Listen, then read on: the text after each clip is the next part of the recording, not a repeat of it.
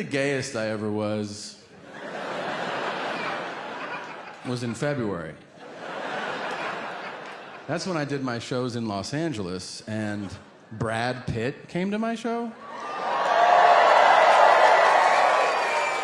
Look, I do not know what year he was born or how many infants he consumes in a week, but that man is stunning, all right? He came into my dressing room. I couldn't make eye contact. Do you understand?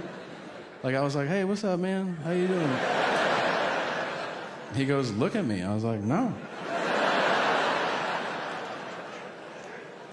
He goes, come on. I said, shut up.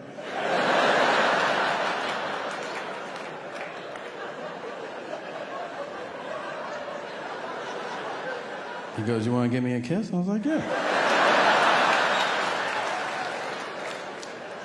He goes, do it. I'm like, I got it. What?